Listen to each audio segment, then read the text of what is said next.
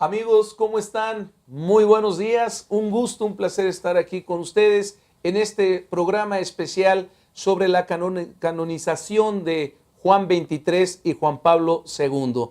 Día maravilloso y un honor estar acompañado por el doctor Jorge Trasloceros. Qué gustazo, qué padre, ¿no? Juan Luis, muchas gracias por la invitación. Pues es un placer estar aquí contigo para comentar un evento que es importante no solamente para los católicos. Así es, no solamente para los católicos, por eso quédese con nosotros en este programa especial. Comenzamos.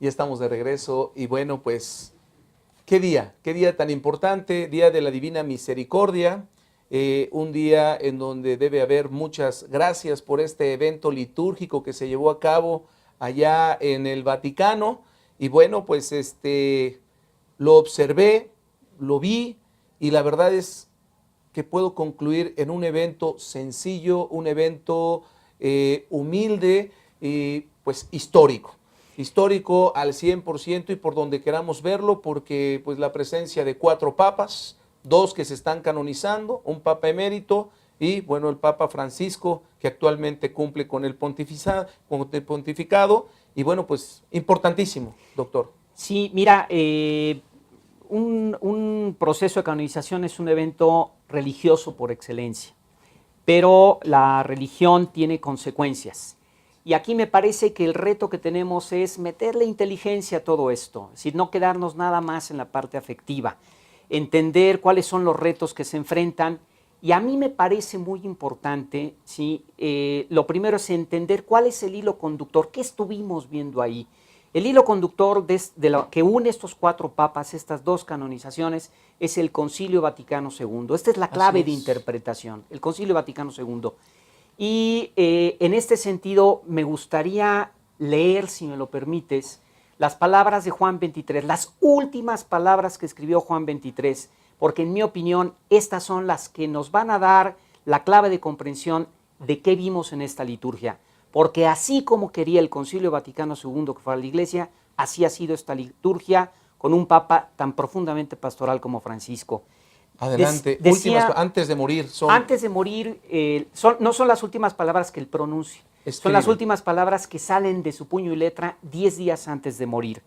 Dice él, hoy más que nunca, más desde luego que en los siglos pasados, estamos volcados en servir al hombre en cuanto tal y no solo a los católicos, en defender ante todo y en todas partes los derechos de las personas humanas y no solo de la Iglesia Católica. Las actuales circunstancias, las exigencias de los últimos 50 años, la profundización doctrinal nos han situado ante realidades nuevas. No es el Evangelio el que cambia, somos nosotros quienes comenzamos a comprenderlo mejor. Quien ha vivido más largamente y se ha encontrado a comienzos del siglo frente a las nuevas tareas de una actividad social que afecta a todo el hombre. Quien hubiera vivido, como a mí me ocurrió, dice Juan 23, 20 años en Oriente, 8 en Francia, y haya podido cotejar diferentes culturas y tradiciones, es consciente de que ha llegado el momento de identificar los signos de los tiempos, de comprender su oportunidad y de mirar lejos. Esto fue escrito hace 50 años, 52 años, y parece que se pronunciaron para el día de hoy. Y un mensaje para todos. Para todos, no solo para los católicos. Así es, abierto. Así y con es. y como dice, hace años, pero con una realidad que hoy vivimos y que podríamos pensar que lo escribieron para el programa. Y lo que sucede con el Concilio Vaticano II es que se prepara una transición. No sale de la nada el concilio. El concilio se empieza a gestar desde finales del siglo XIX. A finales del siglo XIX, en el último tercio, se colapsa un modelo de iglesia, la iglesia del segundo milenio. Ya no opera en el mundo moderno. Y entonces hay grandes corrientes de renovación que lo que hace Juan 23 es convocarlas al concilio y reorienta de manera definitiva la vida de la iglesia, y es lo que hemos presenciado. Y para mí esta es la clave de comprensión de las canonizaciones del día de hoy. Jorge, ¿por qué ser santo? ¿Cómo es este proceso? Decían antes la voz populi, antes del siglo X, decía tú eres santo por sus acciones, después vino un procedimiento que hoy causa dudas. ¿Qué se necesita para ser santo? Mira, lo primero que hay que entender qué entiende la Iglesia Católica por santidad y luego cuál es el proceso de la canonización. Lo que no es la santidad no es un estado de iluminación ética. Es decir, los santos, estos santos que son incapaces de hacer daño ni siquiera una hormiga, que nacen buenos y mueren buenos, no existen. Esos son parte, no sé, de una caricatura. ¿Sí? Entonces, no es un estado de iluminación ética. Tampoco es el cumplimiento de un programa político. Entonces, entre los santos hay diversas opiniones políticas. No es el cumplimiento de un programa político. ¿Qué sí es? Es el camino que únicamente los pecadores pueden recorrer. Esto teológicamente es lo que significa. Un camino para todos. Es un camino para todos, porque el que no es pecador, decía el Papa Francisco el otro día, pues será un tonto, ¿no? El que diga que no es pecador será tonto. Jorge, ¿continuamos? Continuamos. Vamos a un corte y continuamos. Vamos a un corte y regresamos. ¿Qué es ser santo? ¿Tú y yo lo podemos ser? Nos explican. Regresamos.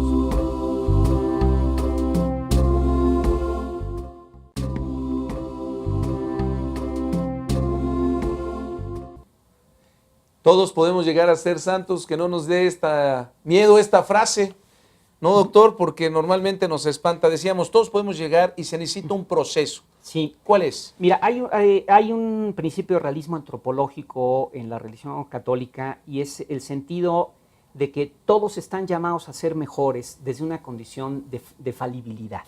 Así es. Esta es la santidad. Por eso se dice que la santidad es un camino. Y puesto que es un camino, una vez que la persona muere, si hay una petición del pueblo católico, si los santos los hace el pueblo, es una vieja frase y es muy cierto. Nunca se ha perdido esta idea de una aclamación inicial que tú muy bien mencionaste. El Vox Populi continúa. Vox Populi continúa. El problema es que pues no podía hacer cualquier cosa, había que hacer averiguaciones. Entonces, a lo largo de la historia se han ido fijando muy bien los procedimientos de averiguación. Hubo una época en que era prácticamente una averiguación judicial, ahora es más bien una averiguación cultural, que sufre 4 etapas. La primera es diocesana, se hace la averiguación de la vida y virtudes de la persona, y entonces a nivel diocesano dicen, pues la verdad es que sí era un buen cuate, era un buen cristiano y es venerable, ¿no? Es decir, es digno de mención. De ahí se va a Roma, la causa de los santos, y entonces se hace un estudio mucho más profundo, se valora mucho más, y si se considera que hay virtudes heroicas en la vida, es decir, que se ha vivido el cristianismo en grado heroico, se declara ya siervo de Dios. Y a partir de que es siervo de Dios, ya hay entramos en otra dinámica totalmente. Y entonces al primer milagro se declara beato, al segundo milagro santo. Aquí hay que tener cuidado porque ya la declaración de beatitud ya es una declaración de santidad. La diferencia es que el culto es local.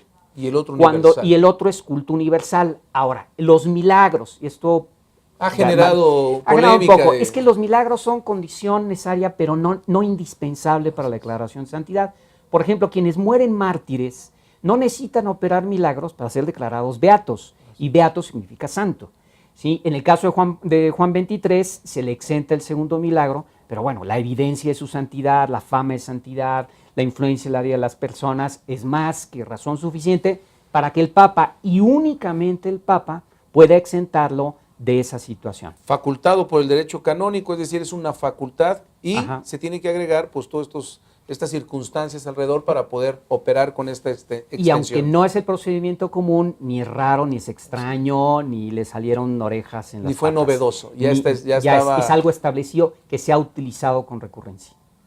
Ellos han hecho este procedimiento para poder llegar a este momento, a lo que vivimos hace unas horas. Y bueno, y viene algo precioso que es el rito de canonización. Lo platicamos y vamos viendo un video sobre el propio rito. Me encantaría, porque además digo, es en todo el estilo sencillo y profundo de la liturgia reformada por el Concilio Vaticano II. Si quieren saber qué es la reforma litúrgica, observen esto.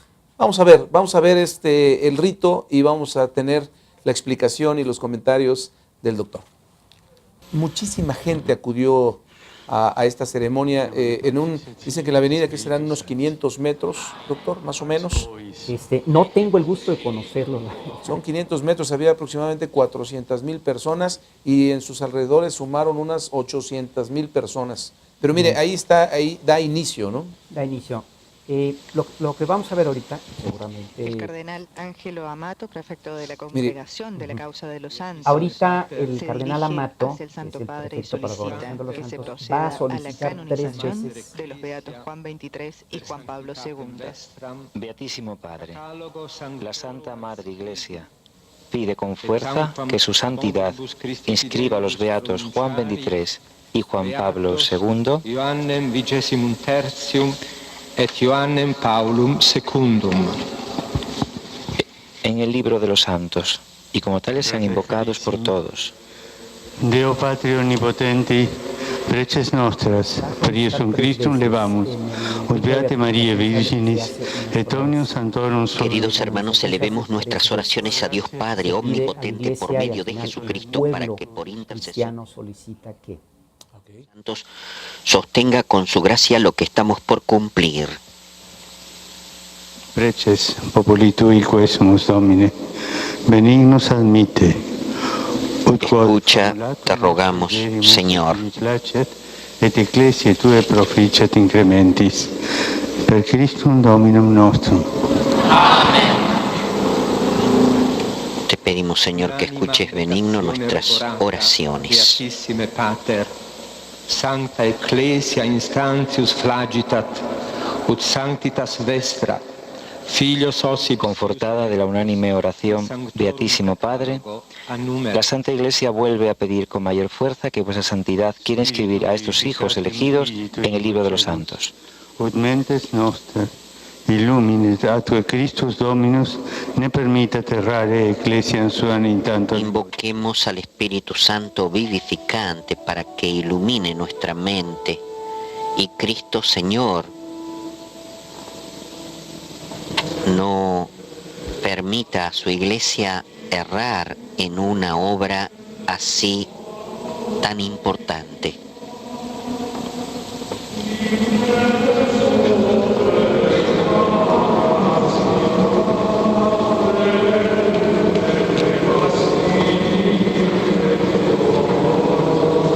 Ven, Espíritu Creador.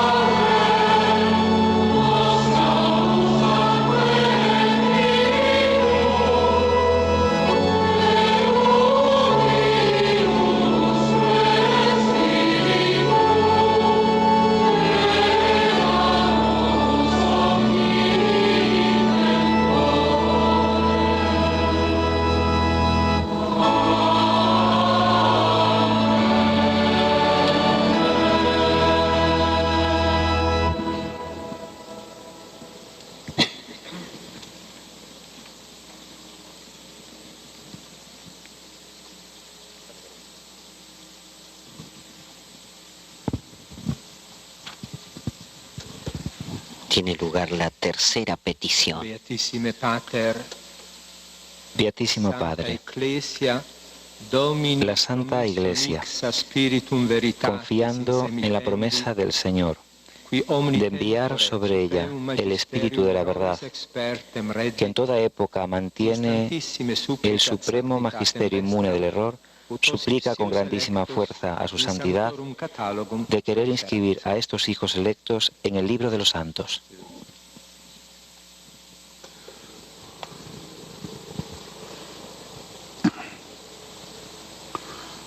Ad honorem sanctae et individue Trinitatis, ad exaltationem fidei catholicae, et vitae Christianae incrementum, autoritate Domini nostri Iesu Christi, Beatorum Apostolorum. Para honra de la Santísima Trinidad, para exaltación de la fe católica e incremento de la vida cristiana con la autoridad de nuestro Señor Jesucristo, de los santos apóstoles Pedro y Pablo y la nuestra, después de haber reflexionado ampliamente, invocando repetidas veces la ayuda divina, Vicesimum tertium, et Ioannem Paulum secundum, Sanctos esse decernimus et definimus, ac Sanctorum catalogo y adscribimus. escuchado el parecer de muchos hermanos nuestros en el episcopado, declaramos y definimos santos a los beatos Juan 23 y Juan Pablo II, y los inscribimos en el catálogo de los santos y establecemos que sean devotamente honrados como tales en toda la Iglesia.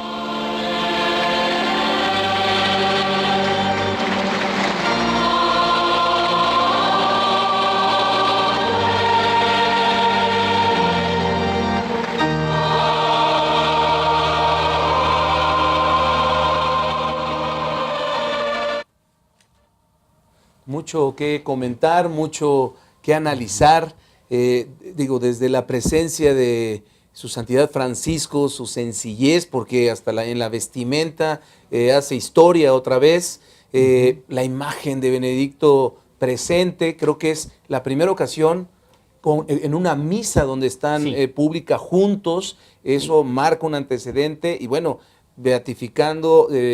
canonizando a 2 papas, 4 papas y muchísima gente, representantes de estados, creo que 100 países, por nuestra parte incluso estuvo ahí la primera dama representando al señor presidente, la multitud, 4 papas, la presencia en esa Basílica de San Pedro. Doctor, ¿qué significa?